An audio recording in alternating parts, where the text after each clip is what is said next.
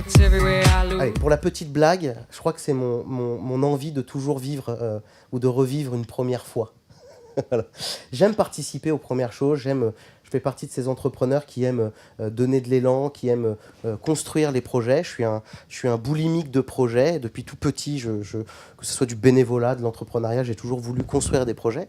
Et quand le président de l'association m'a fait part de cette envie de monter l'événement, il m'a demandé s'il pouvait compter sur moi et immédiatement, je lui ai dit qu'il pouvait compter sur nous, donc sur moi, sur l'équipe, sur le groupe Braintime et son accélérateur Story Starter pour effectivement donner un petit coup de main. Alors, on a déjà essayé de donner un coup de main sur l'aspect communication, puisque c'est un de nos premiers métiers, aussi bien sur les réseaux sociaux, sur l'habillage graphique et autres supports de présentation.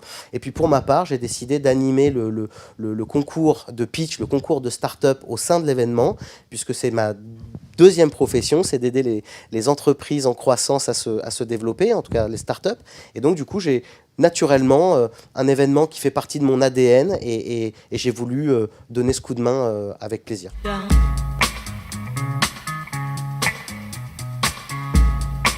Alors, comme toute première fois, on a toujours un peu peur. On a toujours un peu peur. Alors peur, c'est pas de la mauvaise peur. On s'interroge sur est-ce que l'événement sera une réussite, est-ce qu'on y croisera des gens sympathiques. Et j'ai trouvé je dirais, une ambiance plutôt chaleureuse. Je m'attendais à quelque chose peut-être d'un peu plus austère dans le monde de la fintech. Et malgré tout, il y a une vraie diversité, à la fois de conférenciers, de start-up, du public, qui crée une atmosphère plutôt sympathique et chaleureuse, une atmosphère de réseautage. Les gens se parlent.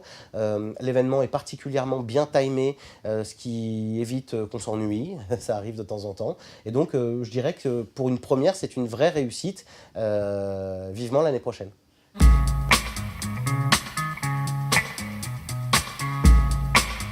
La surprise pour moi, c'est le timing. Quand j'ai vu le programme, je me suis dit, dis donc, ça enchaîne très très vite. Est-ce que fondamentalement, c'est pas trop vite?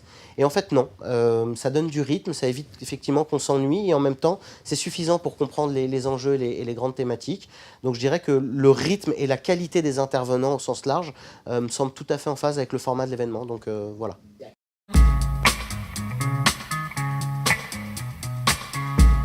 Alors, je m'attendais à pas grand-chose, pour être franc. Je m'attendais pas à grand-chose parce que c'était une première fois, mais je trouve que c'est plutôt une réussite. Je dirais que je m'attendais à quelque chose d'un peu plus formel, un peu plus austère, un peu plus à l'image, on va dire, du monde de la fintech.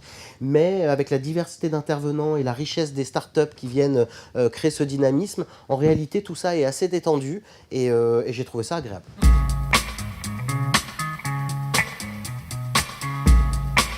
Je trouve, je me répète effectivement, mais il y a une vraie diversité de thèmes sur une journée comme aujourd'hui. Moi, je pense que la première étape pour cette organisation, donc entre les deux événements, ce serait de reprendre chaque thématique pour faire un focus, pour faire un zoom sur la thématique, de manière à se laisser un temps plus long pour creuser chaque thème abordé aujourd'hui, parce qu'aujourd'hui, effectivement, on a une diversité de propos, mais avec des timings assez courts.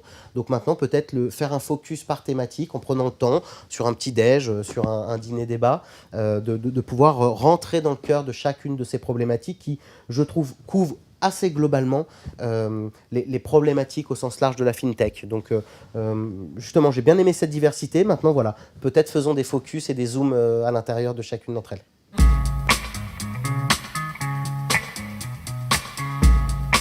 Alors, c'est une très bonne question. J'ai toujours eu beaucoup de mal à me projeter dans toutes les transformations numériques sur des marchés, surtout sur des marchés aussi puissants que la finance sur le système genevois.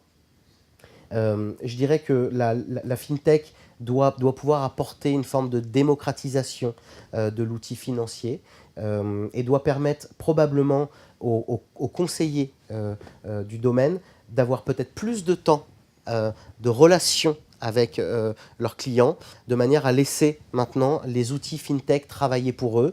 Et je dirais que la migration, pour moi, elle va vers là, c'est-à-dire à la fois plus d'humains et en même temps plus de performance. La performance amenée par l'outil et l'humain au centre de la relation commerciale et de la relation one-to-one.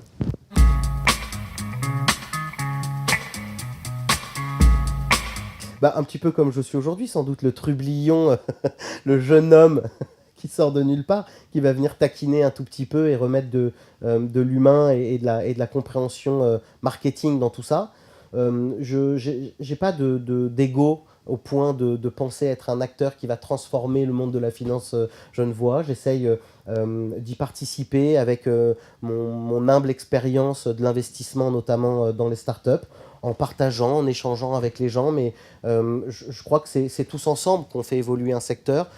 J'espère pas y jouer un rôle, ou en tout cas avoir du leadership spécifique dans ce monde-là. Moi, je rayonne au sens large dans l'investissement startup, y compris dans la fintech, mais pas que. Et donc, j'y apporte ma modeste pierre à l'édifice, comme aujourd'hui sur un événement pour animer un débat entre startups. J'espère juste être cette personne sympathique qu'on prend plaisir à rencontrer pour essayer de dynamiser cet écosystème.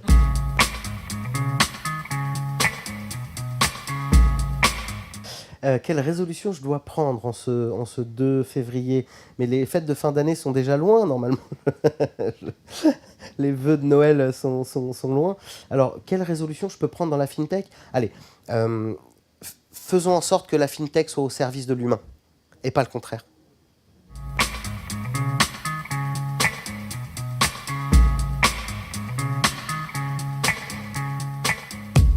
It's everywhere I look, from Las Vegas to